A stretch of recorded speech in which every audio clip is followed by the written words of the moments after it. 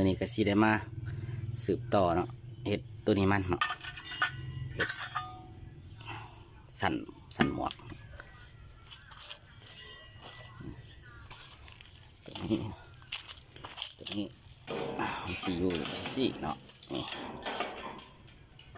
เห็ดตัวนี้มันเนาะเอาหนอดจับแล้วบัวแจบเนาะนี่ตัวนี้แต่ว่าเวลาเราจะเอามาเชิงนี้จับเชิงนี้ตัวนี้มันว่าตัวนี้แล้วครั้งหนึ่งเนาะแล้วครั้งหนึ่งจะมาเห็ดครั้งที่สองใส่อย่างนี้อย่างนี้เดี๋ยวต้องวิธีเห็ดเลยเนาะ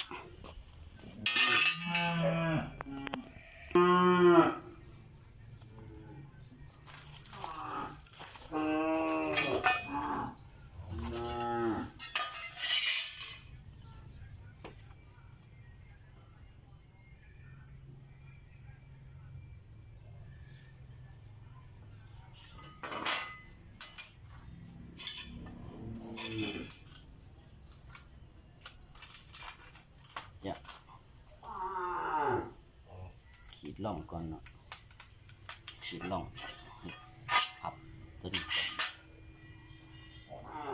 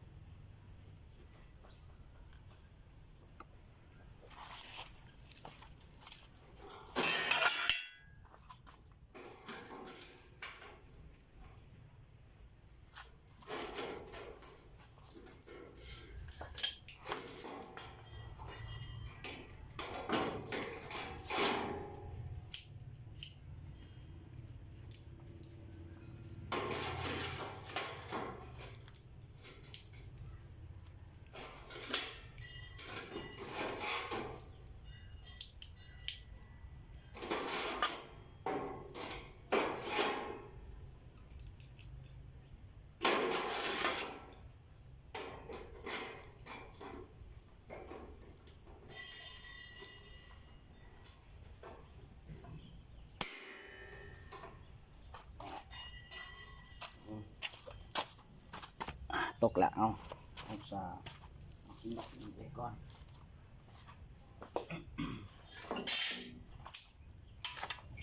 กินดอกนี้ไปก่อน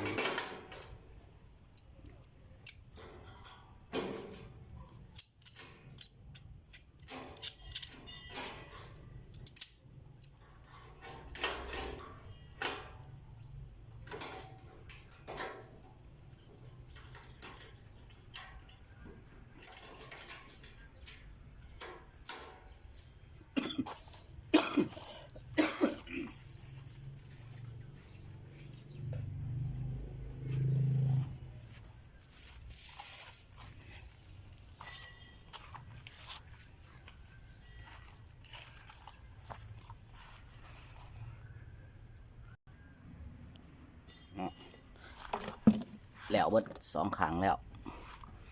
ก็มีแต่เฮาสีไม้หูไม้แล้วก็ไม้ได้ยิงเอาดอกริเวมาจับสีจับยิงดอกริเวชุดเลยเนาะเบิด2ครั้งเบื้องนี้คือกันเนาะจับดอกริเวเป็นยานชุดนี่เลยขอบเบื้องนี้สีประมาณนี้เนาะ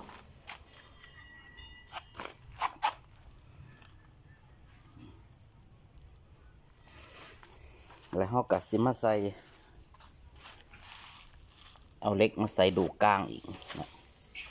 ใส่ดูกลางสุดครึ่งเนาะปัวตัวนี้เราแผ่นตัวนี้เราบ่ได้เหยียบร่องกับมันหนาแล้วเราบ่ได้เหยียบร่องถ้าเป็นตัวบางนี่มันได้เหยียบร่องกลางให้เป็นดูกลางให้มันแข็งเนาะตัวนี้เนี่ยถือว่าเราบ่ได้เหยียบปัวเล็กเรามันหนาแผ่นสแตนเลสเราหนานี่เนาะ1.5 มิลกันเฮาบ่ใส่แล้วมันสิเอ็นกลางสีเนาะมันสิเอ็นกลางตัวแล้วก็ปาดโค้งเขาก็วนรถเนาะ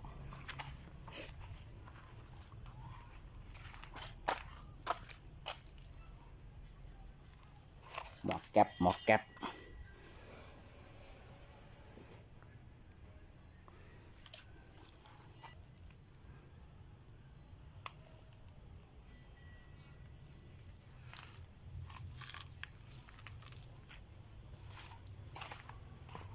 สิประมาณนี้เนาะ